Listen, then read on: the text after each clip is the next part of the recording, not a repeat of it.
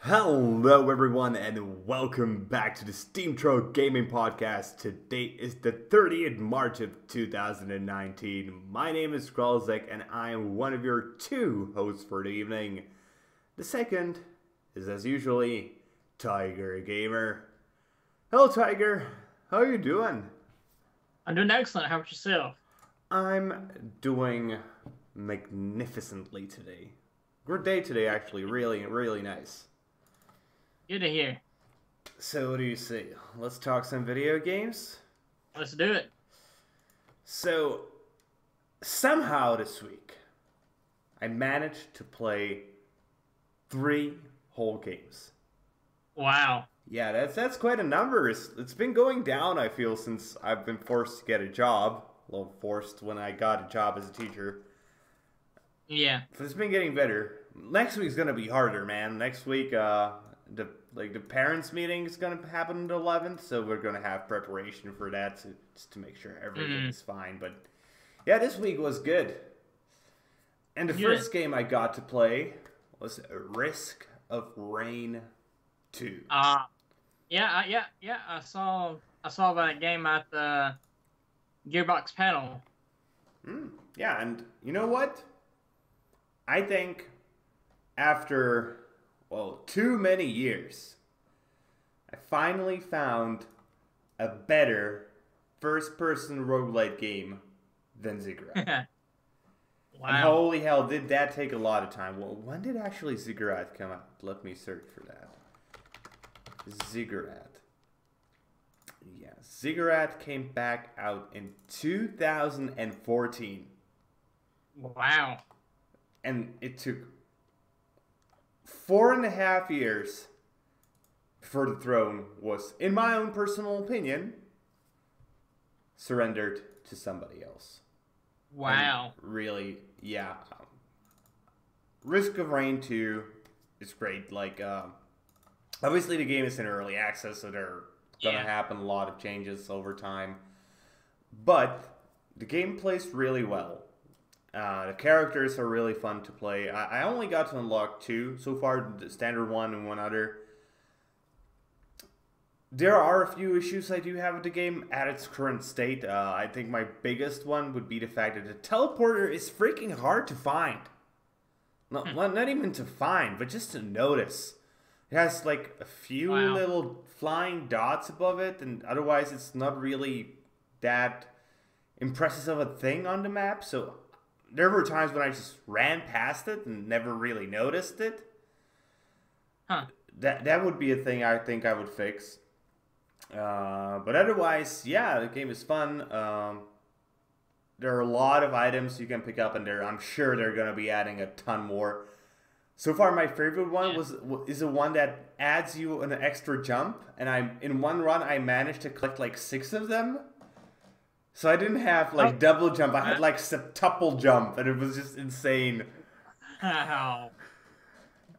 But I gotta say, that item is super OP if you get it, because a large portion of the enemies are ground-based enemies.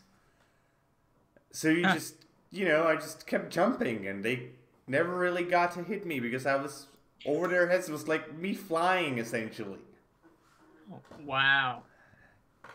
Sadly, I could have played a bit in multiplayer and quick play, but I'm waiting for my friend to pick this up, and I want to play this with him. So yeah. But yeah, for $18. Okay. Which at the moment you get an extra copy for a friend. So he actually has the game, he just hasn't installed it because of work. But if you want to get this one extra copy for free, you have to be fast, because this offer expires today. Dang. Yeah, I've heard of that. So if you're in any way interested in roguelite multiplayer games, you need to get this now, because yeah, if you want to have a friend play with you, this is probably a good time to do this. But otherwise, yeah, it's Risk of Rain in 3D. The ideal thing. Okay. Definitely a recommendation for me. This is one of those games where, because the value is infinite, I don't even have to think about the value proposition. It's just about whether the game is fun, and this one actually is. And once they add more monsters, once they add more items, once they add even more characters, it's just gonna get better. And yeah, that's the best Awesome. thing that can happen to this game. Okay. So what about you? What have you been playing this week? Well, unfortunately, this week I only get to play one game, and that's the last 2 episodes of The Walking Dead final season. Okay, so let's start with the obvious thing. Is the Walking Dead game the Walking Dead game? Yeah. So there's nothing really new. It's just more story. Yeah. But I will give them this at like the final season as a whole. They did try and manage to gamify the game a little bit more. Because in all 4 episodes, you actually have a lot more interaction. There's a lot more gameplay, and there's actually like collectibles that you have to collect, that you can collect throughout each episode, that you can bring back to your room and decorate your room with them. And I thought that was pretty cool. So they did have some game mechanics in there, but yeah, for the most part, yeah, it was mostly story. And now, you know what? Walking Dead is one of the few games where I can sort of tolerate zombies. Just because of the fact that it has been going so long. And you can't really blame him for it. He's just continuing a game, continuing a story. And it wouldn't make any sort of sense for them to go away from zombies, because what the fuck would that even be? Yeah. But when new games do zombies, I'm just like, oh, another zombie game? But yeah, with Walking Dead, I'm okay with it. Yeah, and I'll say this. I'm thankful that Skybound picked the game up from Telltale. Mm-hmm. But I'm still pissed off at Telltale for what they did to their employees. So, but yeah, for the most part, I hate to say it, but I knew what was coming before I even played the first episode of the final season. What do you mean? Well, some of the stuff I predicted towards the end came true, and yeah, I hate it when that happens. Like when you think about a twist, like something that might happen in the game, and actually doesn't, like, oh crap. Because when you play a game, you actually want to be surprised when something happens. But so there was no big gigantic twist on the end where the whole planet explodes and everybody dies. No, none of that. Oh, well, I think they actually, that may be a problem with the fact that it went just too long, and they were sort of maybe even afraid to deviate from what they've already established. Yeah, but also, without spoiling anything, I will say, for anybody that's curious, that's played like the first 3 seasons or just the first season, it does come full circle by the end of the 4th episode. Okay. And if you play the end of the first season, you'll know what I'm talking about. Which I haven't, because zombies. Why would I care about them? Well, no, it's not about the zombies, it's about the characters. Oh, yeah, but it's a zombie game, so I haven't played it. Yeah. So, do you think it's worthy of the money? Honestly, if the money goes to Skybound now, I'd say go for it, since Telltale's gone. But honestly, I'd say go and watch a freaking Let's Play or something, because I mean, just the circumstances behind this game, I'd say if you really want to support it, go for it. But I would not. That's fair. Do it. I mean, shoot, I actually tried to get a refund for this game back in November. Okay. So. So the other game I played this week is a very, very casual racing arcade called Xenon Racer. Huh. And I really can't make my mind about this game. On one hand, for an arcade racer, it's actually fine. The racing is okay. Yeah. But the game costs $40, which is a double A title price, you know? And the game Yeah. certainly looks that. You know, it looks good. I will give them that. The cars are quite amazing looking. There are just a few things that irritate me so much that I'm just not willing to give that recommendation in the end. Hmm. My biggest problem with the game might sound super silly, but it really took the immersion out of me. The cars sound like vacuum cleaners. Wow. So this is like supposed to be taking place in 2030 and there are already flying cars, but people decided to make one more last attempt at, you know, making the most powerful ever wheeled cars. Huh. Why do they sound like vacuum cleaners? Like, no, really. Like, I even compared it. I was like, what is this from? Does it sound like a vacuum cleaner? So I went to my other room where I have a vacuum cleaner. I turned it on. It's like, yeah, this is what it sounds like. Wow. They must have just got a vacuum cleaner and just put it to a mic and just recorded that. I think they just got some stock sounds or something. But, Possibly. you know, when I'm playing a racing game, especially with what's supposed to be the most powerful cars ever, I want it to sound like the cars just have insane power. Like, Yeah. I'm not talking muscle car power or anything like that, but just like imagine, I don't know, a Bugatti Veyron. Have you Yeah. heard that? Ever just go on YouTube and Google Bugatti Veyron sound. You can just feel the power from the sound alone. Hmm. You just don't get this here. And I know it Huh. sounds like a very petty problem with the game. And there are a few more which I will tell you about, but this one was just like constantly taking me out of the game. Like, oh man, why does the car sound so crappy? It just made me really irate.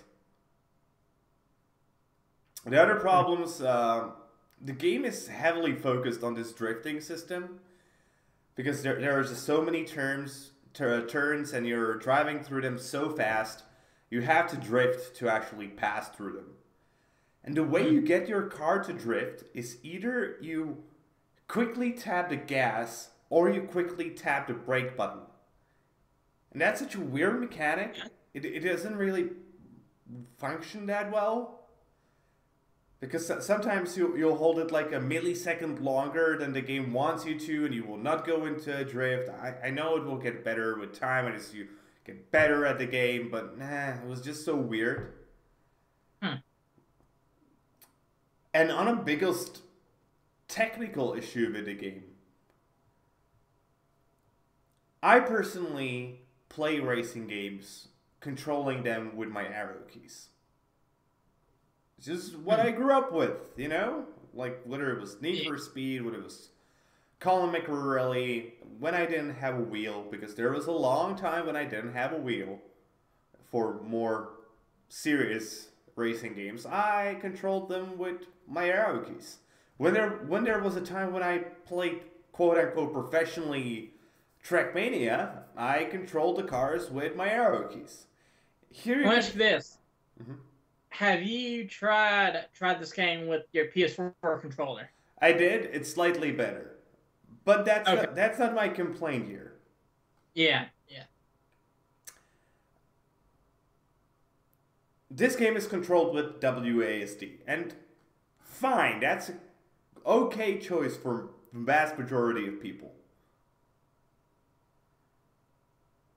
But I personally wanted, I was like, yeah, I'm just gonna rebind this and I'm gonna be fine.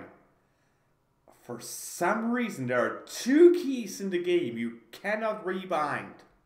That is left and right arrow. Wow. Wow. There are only 2 keys you cannot rebind. Only these 2. Wow. And they are, you know, they are tied to look left and look right. Why can't I rebind them? It would solve everything. This is just like a really dumb string of code that is included in the game for whatever reason. And yeah, it played better on a gamepad. It's a racing game, and analog control will help you. I know that. But when it comes to arcade racers, I don't want to go plug in my PS4 controller. I just want to play on my keyboard. I like playing on my keyboard when it comes to arcade racers. But I really couldn't. What I ended up doing was just moving my hand to WASD, my right hand. And that felt really unnatural, you know, because I had to. What I did is I moved my keyboard to the right and just played, you know, essentially having the keyboard completely off key, just holding the buttons here was just... Wow. That was dumb. So, yeah, it was just, like, really dumb. I really hope they fix this one really, really quickly, because I really don't see a reason for this. I'm betting it's like a 10-minute patch issue. Yeah. And I also had one other problem with this game, and you know what rubber banding is in racing games? Oh yeah. This game has serious rubber banding. But to an insane degree. Like, during the first lap, I would manage to get like a kilometer of space between me and the second place. They would finish like 0.2 seconds behind me at the end. Without me making any serious mistakes during the race. Huh. So that sort of sucked because it really takes you out of it when you know, like, whatever I do, my enemies are gonna keep up with me.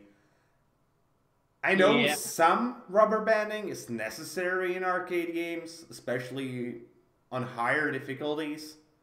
I played at medium and was just dumb. So yeah, that's Xenon Racer for you. It's okay. If you're really, really itching for a new arcade racer, still wouldn't recommend it. If it was for $20, yeah, maybe. But at 40, no way, Jose.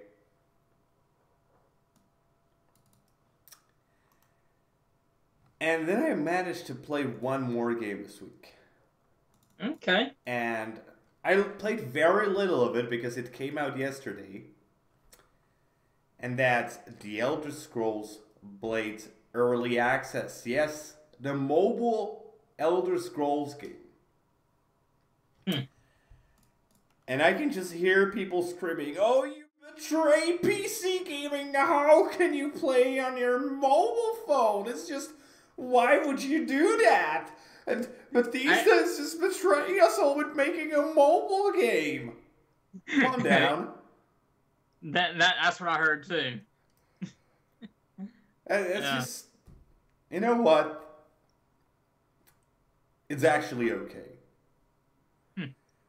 Yeah, the combat is not that particularly great. It's super simple. But it's not as simple as you might think. You do get spells. You do get perks. And yes, obviously the game is filled with microtransactions. Oh yeah. But who would have guessed? It's a mobile game. And a free-to-play game. So I'm not really bothered by that, to be really truthful with you guys. I knew that was the case. There is one mechanic that I don't like. For some reason, there is city building included in this game because you get Mm. to rebuild like a city that was Yeah. destroyed. But sure, I'm not really that bothered by it. I will say this, for a mobile game, this thing looks gorgeous. I think it looks like Oblivion with some visual mods level of Mm. quality. It's obviously not at the level of Skyrim. It's obviously not at the level of the upcoming The Elder Scrolls. But it's certainly comparable to Oblivion in graphics, and that just shows you how far mobile gaming has come in terms of raw power. Yeah. And I'm actually gonna keep playing it a bit more. I don't know if I'm gonna get like addicted to it because Yeah, I'm gonna see about getting into the early access myself. So remind me after the show to show you how to get there. There are a few modes which you I can figured play it out. infinitely. Yeah. There's the abyss. There's the arena. Obviously, then you have your town, which is there for you to upgrade. I think the town is going to be their main focus in terms of future upgrades because that's where they will most likely get to make the majority of their money. Yeah. But yeah, I honestly think for a mobile game, it's fine. I, what it really depends on whether I will give it my stamp of approval is when I get further into the game and I will have to see how the monetization system works. Because so far, I really didn't need to do anything that bad. I played for like 3 hours maybe. I was at my fiance's grandmother's birthday party today, and we played a bit of a board game. So whenever I was waiting for others to do their stuff, I was like playing a bit. I played it a little bit before the show. But yeah, it really depends on how the monetization system is done. And I'm Yeah. really scared of that because Bethesda's track record in recent times hasn't been really that great. But I guess we'll just have to see. Yeah. Okay, so that's it for the games I played this week. You said you didn't play anything else but The Walking Dead. Yeah. So let's take a look at the news. And All right, let's do it. starting with the Apple Arcade. My first reaction when I heard this was, what the fuck?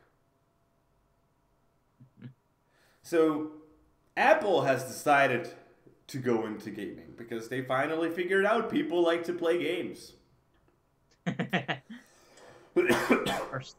And what the Apple Arcade is going to be is essentially a game pass that gives you an access to a pretty decent looking library of games that you will be able to play on your iPhone, your iPad, on your Apple TV, iMac, and MacBook. So, straight off the bat, without really getting any real information, how enticing does that sound to you? Honestly, yeah, I don't know how it is these days, but back when I had an iPad, if I want to play a free game, I just jailbreak my iPad. Mm-hmm. So, the first information that is very relevant is these will be, for the most part, just mobile games. Does that change your opinion in any way? I know, because like I said, if you have a jailbroken phone, you can just get the apps for free. So. Okay, so what if I told you there are gonna be exclusive games? Okay, now that right there, it really depends on the price that they're asking for. So, let me try to quickly find that because I don't remember it from the top of my head. I don't see a price. Apple Arcade price. Okay, here's something that seems to indicate it could be here. Not now. Continue dialogue. There is no information about the price, but I'm gonna guess it's gonna be around $10. Okay, now there's that, and the mobile games that they're offering are quality mobile games. I'll say heck yeah, but if they're just exclusive mobile games that are riddled with microtransactions and have the free-to-play model when you're paying for a service like that, I'll say no. So, I can tell you a few games that have been announced for this service. And that's something called Hot Lava. Which I really don't know what it is. It's a parkour game. Where Chords Fall, which I don't know what it is. There's no link in Padless. Sonic Racing. Okay. So I'm gonna guess that's Mario Kart with Sonic. Yeah. Beyond a Steel Sky. That just from the title sounds like it's gonna be... What is that? Oh, it's Beneath the Steel Sky, sorry. And that's some sort of pixel art. Is it Beyond? No. Oh, so this is Beneath, and that's a different game. Okay, it's an adventure game, this one. Okay. Lego Brawl, so that's going to be a brawling game with Lego characters, pretty sure. Oceanhorn 2, Knights of the Lost Realm, which is an RPG. And we have Protection First Light. Not all of these are exclusives, by the way. These are just some games that are actually just here. Yeah, I figured that when you said Sonic Racing. So. Yeah, I don't see the next one, which is called Protection First Light. Then there's Enter the Construct. What is that? Why is this showing me Enter the Matrix videos? Not all of them are like what you can find really what they are. They do say they are working with developers and publishers, including stuff like Disney, Devolver, Cartoon Network, or Platinum Games, to get more games onto their platform. Okay. But well, honestly, I can't wait to see what comes of this. Sure, it might fail, it might not. We just have to wait and see. I personally can't see this really succeeding. It's just... Well, okay. It may succeed purely because Apple fans. Yeah. But I really cannot imagine a lot of gamers, like the people who would call themselves gamers, going on and purposely seeking out this platform to play on it. Like, if you have an iPad or iPhone and you play a lot of games on it and you do buy a good amount of games, yeah, then you might pick this up. Yeah, honestly, if they would have done this 8 years ago, I would have been all over this. Mm-hmm. But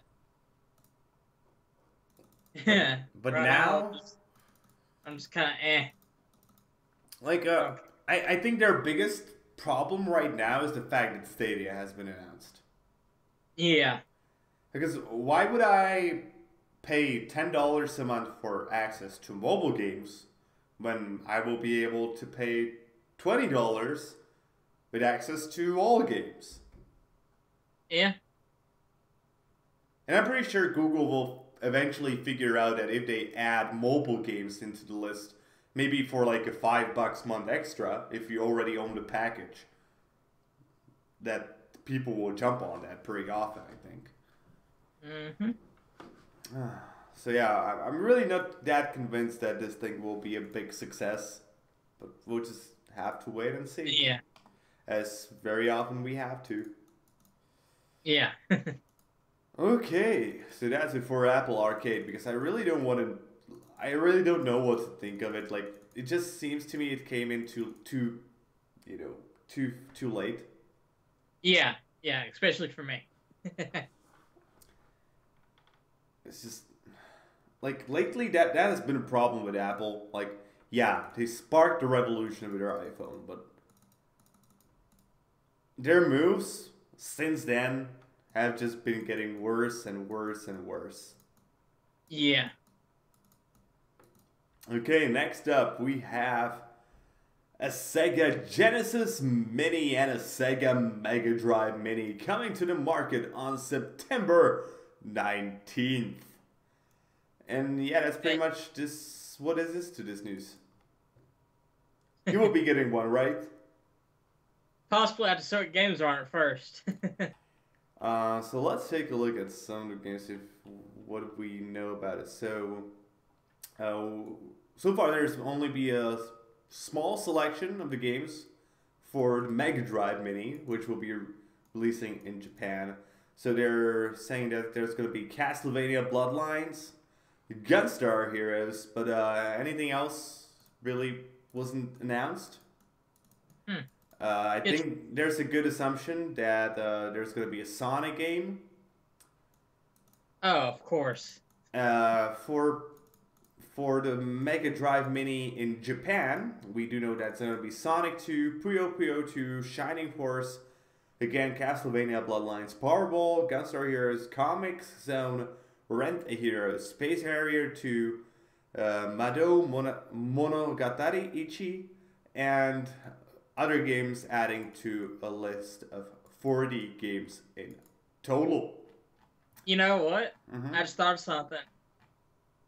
They just might. I don't know for sure yet, but they could just be possibly just porting most of those games over from the Sega collection that released last year in June. Yeah, there's a good chance of that. Yeah, and I just thought, I was like, you know what? If that's the case, if most of them are from the collection that they released last year, I won't get it because I already have the collection. So we'll have to see. But both of the consoles will be available either for $60 if you need only one controller, or if you want two controllers, then it's gonna be $80. Which I think is a decent price, actually. Oh, and also I'd like to mention, this is actually being made by Sega. It's not going to be made by, what's the name? At Games that made the previous one that sucked pretty hard. Yeah. So. Yeah, this will help, certainly. Oh, yeah.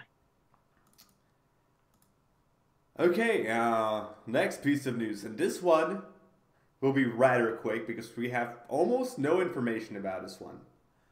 Valve is going to be presenting their own VR device, the Valve Index, which from the one image they posted seems to be a headset, and there are some rumors that it may come with the Knuckles EV3 controllers, maybe even a Half-Life VR game. But those are just rumors, and more information will be coming out in May. But do you think Valve can break the PC VR market?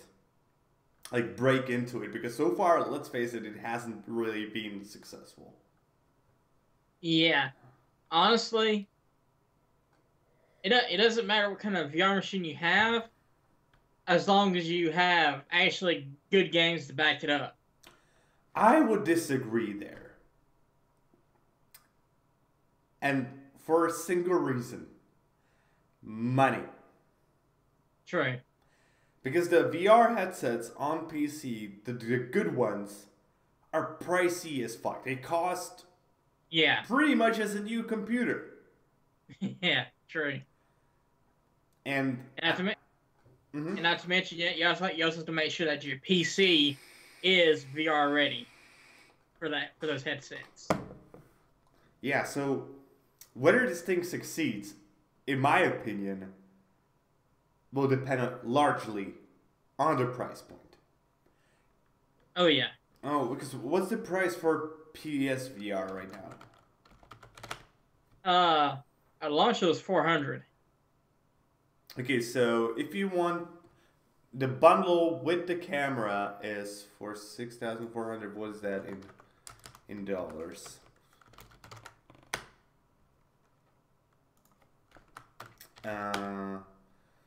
In Czech Republic, including 21% tax, it's $281.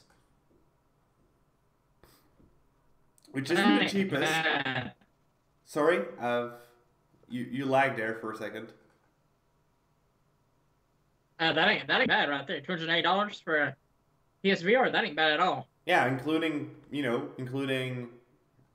taxes. So that's actually decent. I was gonna say. And that's the bundle, correct? Yeah, that's the bundle. With the controllers and like PSVR worlds. Yeah, that ain't bad right there. And if you want only the glasses, it's $186. That still ain't bad. I'm not looking like for the cheapest one. I'm just writing this into Google and looking at the ads that pop up here on top. So you could probably get it cheaper. So I think if for a whole bundle they go around $300, they might break into the market and actually make it a thing. Especially if they focus on not really AAA titles, but games that require you to have like mid-range graphics cards to run occasionally. Like Beat Saber is an awesome example of a game that really doesn't require you to have the most powerful of a computer to run flawlessly in VR. But if they go the more traditional route that is more current, with like $700 for our ultimate VR headset. Yeah, that's cool and stuff, but $700 is a lot of money. Yeah. Yeah, shoot. I think it was like the Vive that was like 800 and like the Oculus Rift was like 600 when they first were released. So Okay, so let's take the HTC Vive. Let's look at not Vive. Okay, so if you want the full kit for the HTC Vive Pro, which is the more expensive one, obviously, with taxes, that's $1,572. No, thank you. Let's take away the word Pro, see where that lands us with.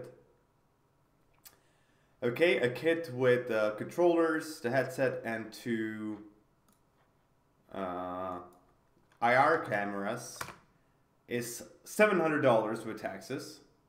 Still no. Yep, exactly. And Oculus Rift is the whole set. That's $543 with taxes. How much? $543 with taxes. Get close, but still no.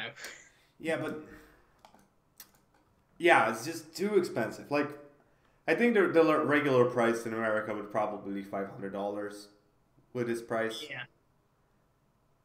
But man, it's just, I don't know. It's just too much money for this kind of stuff. Yeah. And that's why I'm saying they need to go cheaper. They need to go to like $300 with taxes, ideally. So maybe like $259 without taxes in America.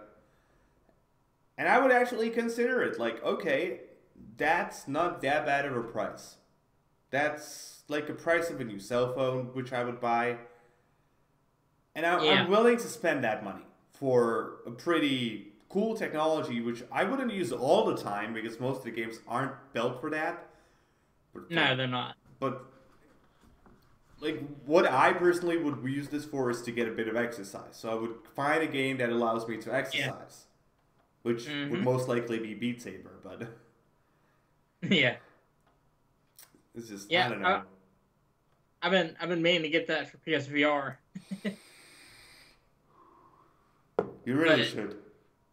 Yeah, I know. But PSVR though, like you only have like the one camera, and when you're trying to turn around and all that, it goes all wonky. So PSVR right now, even though it's cheap, still ain't the best VR out there. So I think this might be the place where they might get an edge. Because let's face it, technology has progressed over time. So yeah, maybe they wouldn't even like need really a great camera, but just the accelerometers inside of the headset itself could actually be good enough to handle this. Yeah. And that's what I'm actually expecting for PSVR 2, that they will still only have one camera, but the headset itself will be much better at saying to the PS what's actually happening. Yeah, and also going to that right there, one thing I do hope when they announce the PS5 and they announce the next PSVR, I hope they don't make the same price as the console. Yeah, that makes it a bit sucky, yeah. Yeah, because that's actually one of the things that I came away from the PSVR at first, because like when the PS4 came out, it was $400, and when the PSVR came out, it was $400. So if you want to play VR, but you have a PS4, you're gonna be spending as much as you would the HTC Vive at the time. So. Okay, but let's move away from VR and let's talk about some. I don't know whether to classify this as good bad news or bad good news. I think bad good news is probably more like it. So most of you will probably remember the swatting incident that happened last year that resulted in a death of a completely innocent bystander. But we finally have a conclusion to this thing, as Tyler Barris, the man responsible for that swatting call, has been sentenced to 20 years in prison. Yay. Yeah, that I'm so glad that the punishment was so severe. Yeah. And hopefully this will deter other people that like to swat other people. Hopefully this will deter them from actually doing this themselves from now on. Yeah, let's face it. While this isn't murder, what's it called? Like, manslaughter. No, it's not. No, manslaughter is even worse than murder, I think. Actually, manslaughter is when you kill someone without intent, like on accident. Like if you go and kill somebody on accident, that's manslaughter. Oh, okay. So then it's probably manslaughter, yeah. Yeah. And obviously, that's a pretty big crime, because anytime anybody dies, there needs to be a severe punishment. And even in cases of swatting where nobody has died, I think the punishments need to be harsh. Yeah. Just to make people not do it. And as we always do when we talk about swatting, don't be an idiot. Don't do this. If you ever hear about a friend who's even thinking about it, slap him. Yeah, really. Just punch him in the face. Like, no. That's an idiotic thing to do. Don't do that. Mm-hmm.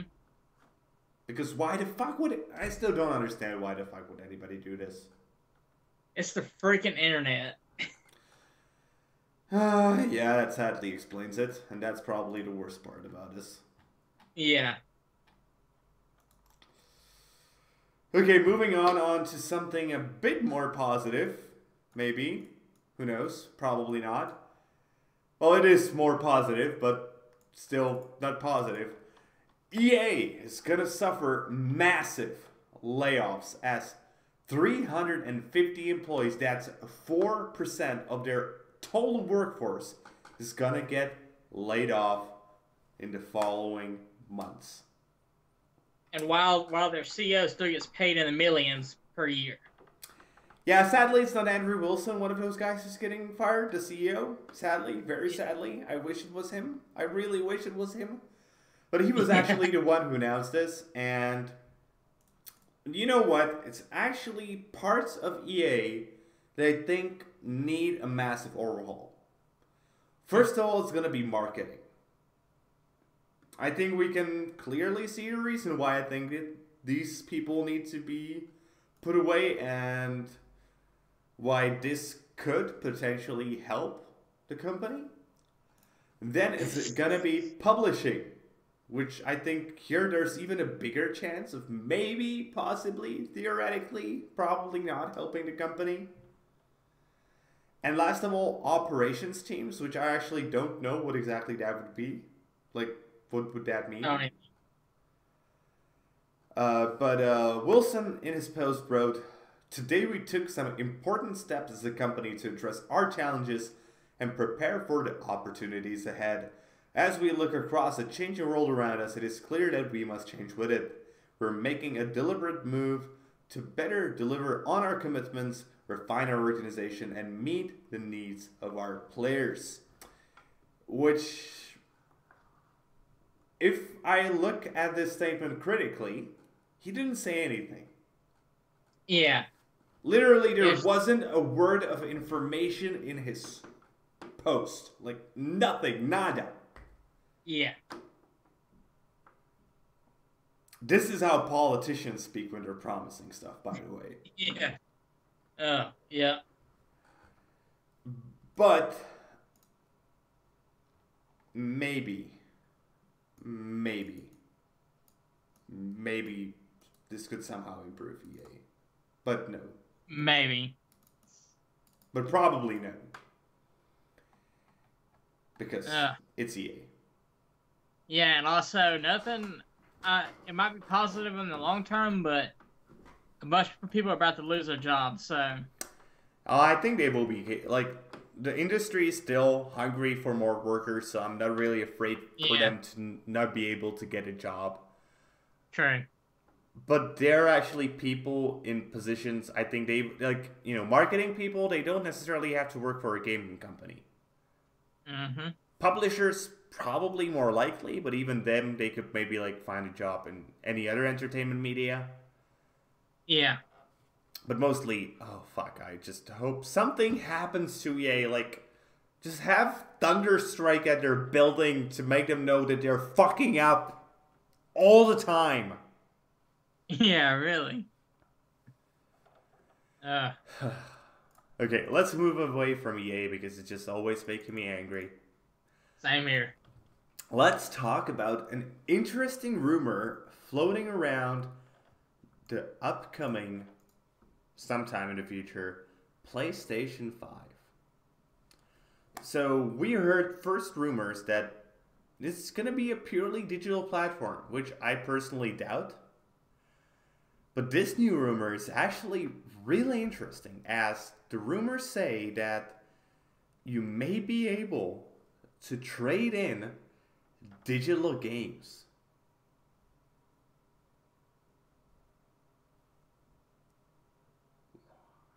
What? Wow. So, my first question is, how the fuck would that even work? Yeah, I understand it would just work. You would click, I don't want this game anymore, and you would get some money back into your account, but how would that even work?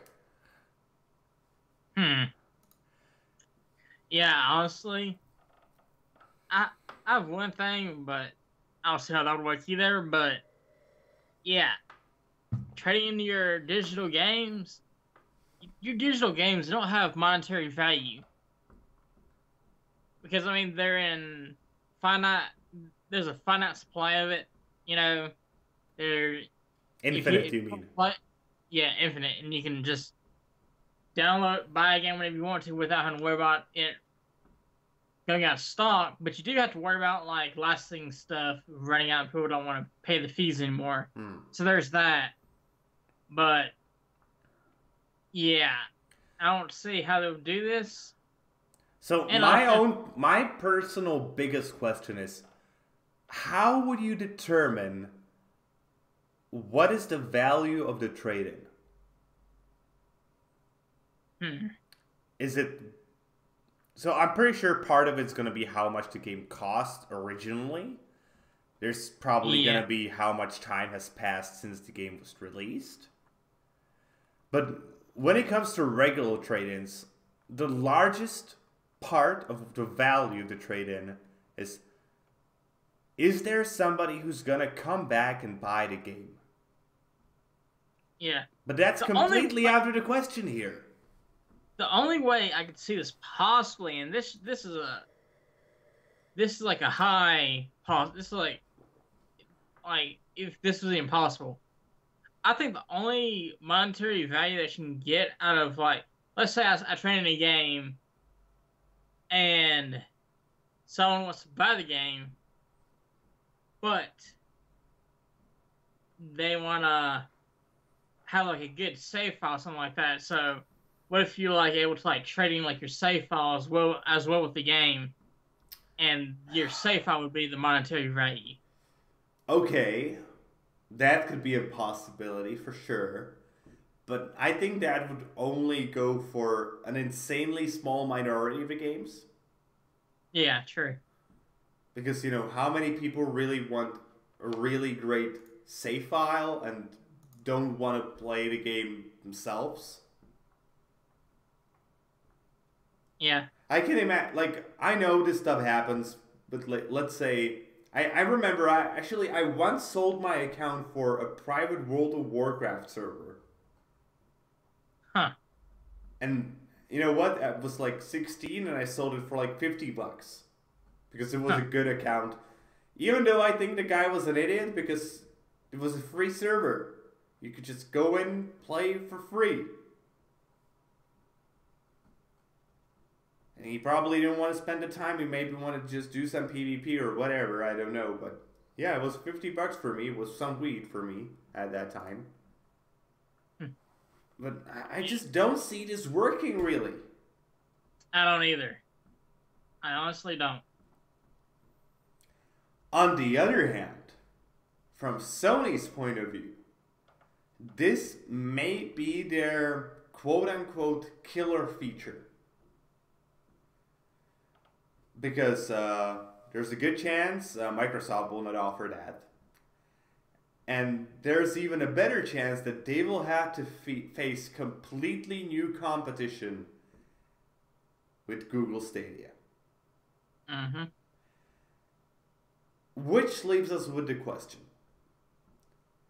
Do you think this can... If this was the case, if this feature existed, so for example, you bought a $60 game, you finished it, and then you trade it in for, I don't know, $20. Essentially giving you a discount. Could that compare with spending $20 a month to play all games? And not only at your TV, but also on your phone, also on your tablet, also on your TV, also on your computer. Also on a random computer anywhere where you're just having 20 minutes of access to Chrome. Yeah. Honestly, going back to Google Stadia, for me personally, I would take it with Sony over Stadia because I have crappy internet right now. So. Oh yeah, but that's just because you can't stream the games. That's the only thing. But for the vast majority of people, that's not really the case. And as future progresses, like in 2 years, your internet might be good. In 2 years, you might have 5G at your place, or even 4G internet, just from your mobile carrier. And we are supposed to wait at least 2 more years for PlayStation 5, so far from what we heard overall. Yeah. So I'm just really confused about how this would work. Whether the trade-ins would give you enough of an enticement. You know what would be cool though? If these backwards compatibility rumors are true, and let's say you can bring all your purchases from the PS3 to PS4 to PS5, I could see people actually, if if this is true, you being able to like trade in like the old like PS3 and PS4 purchases to buy like new PS5 games. So there is that. There is that, but if that was the case, I think actually people like first of all those games would be like you would be lucky if you get $1 for like a PS3 game. You would probably have to trade in like 60 games to get access to one PS5 game. True. But there are a few PS3 games that are not on the store anymore due to licensing fees, and people might still have those games on their account. Yeah, but I'm pretty sure those wouldn't be eligible for trade-ins again because of the licensing stuff. Yeah, true. So I'm just really baffled by this rumor, and honestly, I think it's just bullshit. Yeah.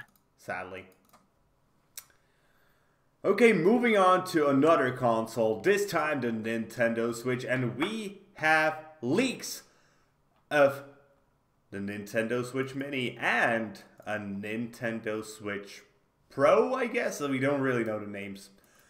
But we now know that the Nintendo Mini and Pro will be coming sometime later this year. Without really much details, we did have some leaks of information, or at least rumors. Most notably, the fact that the mini version of the Nintendo Switch will be only handheld. Which I think actually makes sense for Nintendo. But on the other hand, really takes into the question is whether people wouldn't just rather buy the large version of the Switch. Yeah. Which and honestly, I hope like for the Switch Mini, I hope the game's actually correctly optimized for the handheld system. Well, I think for the most part the control's going to be the same. It just depends on whether the power-wise, literally just whether the console has enough power. That's my personal guess. Yeah, now I'm talking about more like on the screen. Like one thing I noticed is like the game is a little bit more zoomed out when playing handheld. So. Yeah, that makes sense because you actually don't get to see that much. Yeah. I think this really will come down to the price. Yeah. Because the Nintendo Switch Mini will pretty obviously be replacing the 3DS. Oh, yeah. Which is currently selling at $250. Dang, still? Yeah. And, well, at least that, let me actually check. Nintendo 3DS. Make sure you look for a new Nintendo 3DS XL, because those are the newest models. XL. Okay, here's one. I don't want to see a repassed one. 5,490 to USD. Yeah, $238 with taxes. So $200 it's right now, let's say, without taxes. Yeah. But if the Switch Mini starts at $250, and you need to remember the regular Switch starts at $299, that's not that big of a difference. Nah. I think most people would just go for the regular version at that point. So I personally think they need to go to $200. Yeah. But we will just have to see. Another question is, does that mean you can't play on a TV altogether because it has no way to output video? Or does that mean that it doesn't support a dock? I think it's pretty obvious it's not going to support the dock, just because it's going to be smaller and it wouldn't really fit into the dock. It wouldn't make sense, in my opinion. Yeah. But is there like a mini HDMI connector that you can just plug in a cable and play on a TV? Hmm. I think that could be an option. And if that is Yeah. an option, I think the 3DS, no, sorry, the Switch Mini may still have a chance on the market. Yeah. But if it doesn't, I think it's going to be in a really rough spot if it's at $250. Oh yeah. And secondly, Nintendo Switch Pro, about which we have zero information. Yeah, you heard it first here. We have no information. We have only guesses. My personal guess is 1080p for a display. Maybe even 2K, but I doubt that. I'm guessing 1080p. Slightly more power, a lot more storage. And a price point of $359 or $400. Yeah, I can see that. I've seen rumors about a 4K display, the glory that is 4K, but why? Why? It's a small display, you don't need that much resolution. Yeah. Yeah, and also, I would hope for the Pro, I would hope they would like find a way to increase battery life on the Switch. Oh, so just adding like another battery? Possibly. I'm somehow doubtful of that because that would add a lot of weight. True. And I think for the most part, the Pro version would be for really serious people, like maybe people who plan to stream Switch games. So they wouldn't really be concerned about battery life because they would mostly be playing in the dock. Yeah, shoot. If I'm able to, and if this turns out to be true, I'm definitely get a Switch Pro. I personally am gonna guess, and the Switch Pro is gonna have a lower battery life than the Switch. Yeah. Just because of higher power consumption. Yeah. Well, thankfully, I'm mainly use my Switch as a home console, so. And so do I. I'm planning to use it mainly as a home console and only take it with me when I'm like going on a plane. Yeah. Well, actually, this. Are you gonna get any other games besides Mario Maker 2? Not for the moment. I might get some in the future, but not really in the future. Not really at the moment. I just don't know what really I should do. Oh, I got some good recommendations if you want to hear them after the show. So. Okay. And our last piece of news, and this is our little cute animal at the end. This time it's not an animal, it's a cute grandma. Shirley Curry. The Skyrim grandma will be an NPC in the Elder Scrolls 6. Yep. This has been confirmed by Bethesda themselves. Holy hell, there's so much ad blocking here. So if you don't know who Shirley Curry is, she's like an old lady, 82 years old, that's slightly old, not that old as it could be. And she really loves the Elder Scrolls 5.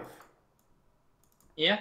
And I'm pretty sure she's going to be at least showing off some Elder Scrolls blades. And last year there was a petition to put her into the game. And she's going to be appearing in the Elder Scrolls 6. Sadly, we don't know who it's really going to be. But yeah, this is just cool news. Yep. The fun, like, the sort of fun thing in a black humor sort of thing is, a lot of people thought that Bethesda did this because she died.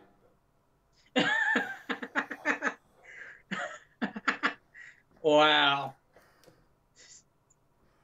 Though you gotta admit that makes total sense. Yeah, true. True. Because they did do that with this one guy back in 2016 when they released Nick World.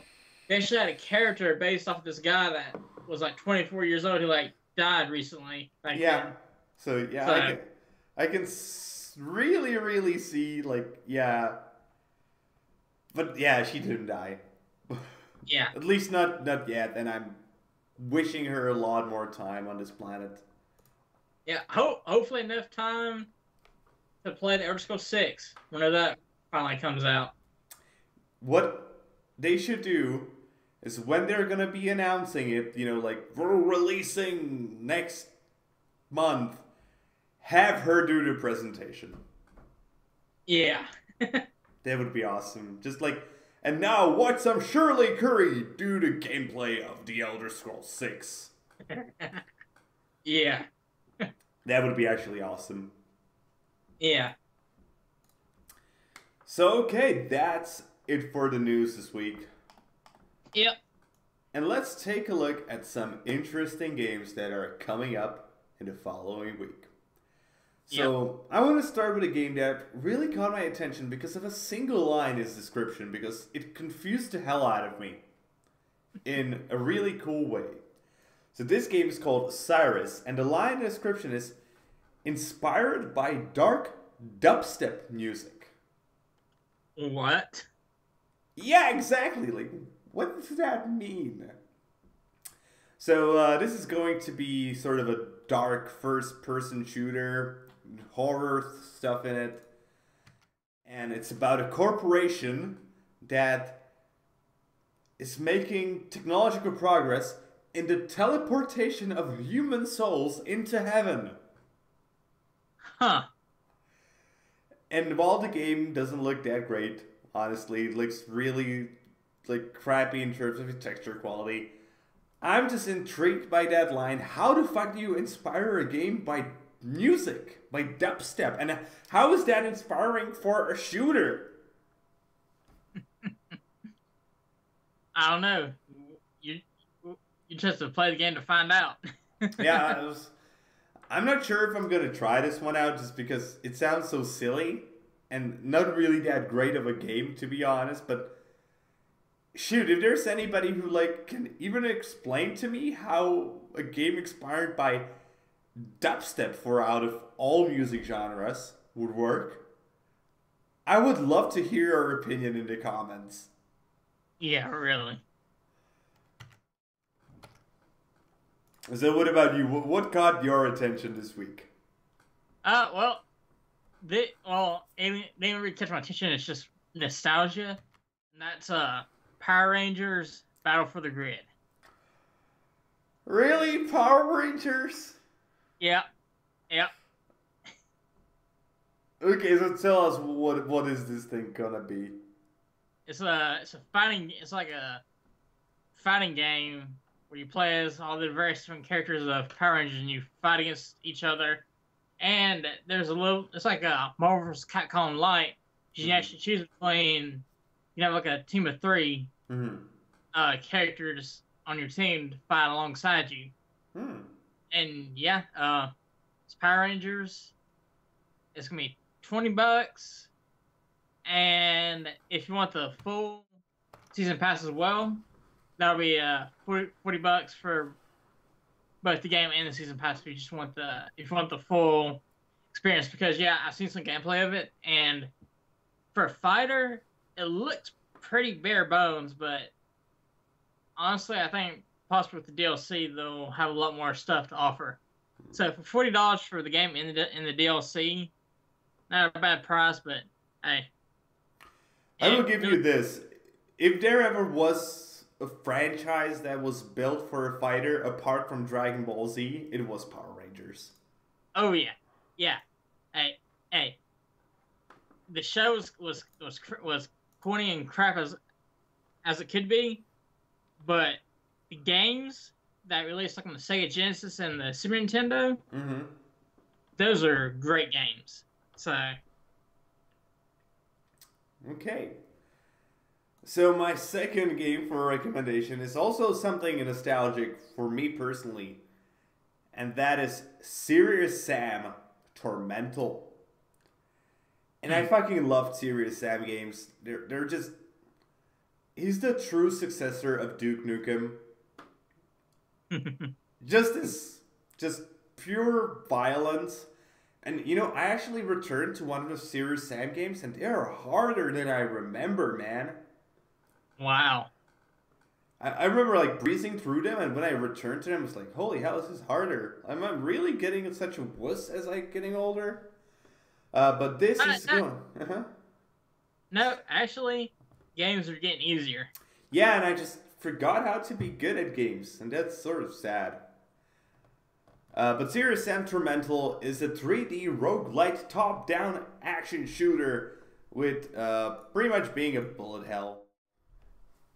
With really weird-looking graphics, but you don't play Serious Sam for that. You play for just the sheer fun of it.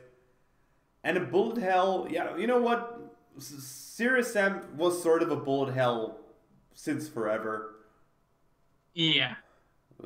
So, yeah, actually it looks great. It has local co-op, it has online co-op. It's coming out on the 2nd of April. Sadly, I don't see a price here. And it's coming only to early access. But I'm actually probably going to give this one a try if it's... Okay. If it's under $30. I don't think this game deserves more than $30, honestly. If it's going to be a $40 game, it's going to be right there on the edge of like, I want it, but it's too pricey. Okay, anything else you have to recommend? Yeah, and dang, these last are like pretty much like nostalgia feel, because the next game I have to recommend is Borderlands Game of the Edition Remastered. It's come to PS4, PC, and Xbox One on April 3rd.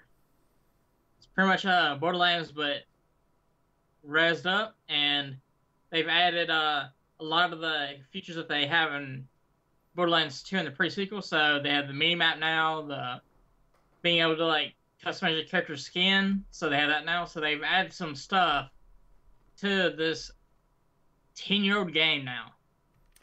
We should probably also mention the fact that Borderlands 3 was announced this week. Yes, and I cannot wait for that. Did you see the guns with legs meme? No, I haven't. You didn't see that? They're gonna have guns with legs in Borderlands 3. I know that, but I didn't see that. I didn't see the meme. The funniest thing, or sort of scariest thing, I actually saw this week. Russia has a new drone, which is essentially a gun with wings. Wow. So, Gearbox, stop giving people stupid ideas. But yeah, Borderlands 3, that's going to be one of the games I'm going to pick up just for the fun of it. Heck yeah, man. Because I cannot wait. Both Borderlands, the original one, Borderlands 2, the prequel, all were really great looter shooters. Honestly, yeah. They sparked a completely new genre, which has been crappy for the most part, sadly. Yeah. You know me, I'm not a big fan of looter shooters, but I freaking love Borderlands. So. Yeah, Borderlands just does it well. I think there's a simple reason for that, and that's they do loot well. Yeah. Loot, they have a decent storyline, and the gunplay is fun. Those are the only, and you don't even necessarily need that good of a storyline, because, let's face it, the storylines in the Borderlands, while fine, they weren't exactly masterpieces. No, but they're freaking hilarious. Yeah, they're hilarious. Yeah, that's their stick. Yeah. So yeah. Yeah, and with Borderlands 3 though, since it's being published by 2K again, I really hope 2K does not mess us up. Yeah, if they do, I'm gonna be angry. Same here. But yeah, they're going back to Borderlands Remaster. Yeah, it's coming to PS4, PC, and Xbox One on the 3rd. For $30, and if you already have the game on PC, it's a free upgrade. So that's probably the best thing of it ever. And I actually have one more recommendation. And this is a recommendation all of you should go get right now because this is a free game available by Bethesda. It's The Elder Scrolls Morrowind. And I know it's an old game. Most of you will be just pissed by playing it because holy fuck is it old and it plays very differently to modern RPGs. Oh, yeah. Like, you could stab somebody in the face and there's a chance you will not stab them in the face because the hit chances are percentage-based. It's an old-school RPG, but with a ginormous world. And if you even pretend to love the Elder Scrolls games, you should go and play this. I will say awesome. This one, though, the Elder Scrolls Blades look much better than this. And wow. That just shows you how far we've gotten with technology. But yeah, the Elder Scrolls Morrowind available for free right now. If you go to Bethesda.net and just go through the process, it's gonna be available for free only today and tomorrow. It's not gonna be available for free afterward. So go get it right now because otherwise, you're just an idiot. And that was my last recommendation. Yep, same here. So let's slowly bring the show to an end. And as we do always, we'll do a bit of shilling. So you can find me on YouTube at Kralizec Gaming, where I do video game reviews, and on SteemTrail, where I do video game reviews and science news. And you can find me on YouTube as Tygergamer, where I finally upload my Kingdom Hearts 3 review, so go watch that. And I'm starting a new format on my videos. I gave my thoughts on the Borderlands 3 reveal, so go watch that as well. And you can also find me on Steam at Tygergamer. So yeah, I really need to watch that review of yours. I still haven't gotten to that. For my first video review, it's not the best, but hey. Oh, we'll see. I'll give you my thoughts after I watch it for sure. Yeah, first time for everything. And with that being said, that's going to be it for today, guys. We hope you enjoyed today's show. And if you did, please consider giving us a thumbs up here on YouTube and subscribe to the channel. If you are watching on SteemTrail, maybe you want to give us an upvote and follow the blog. Either way, be sure to leave a comment and be sure to tune in next week for another podcast. See you guys later with more gaming content. Y'all have a good one.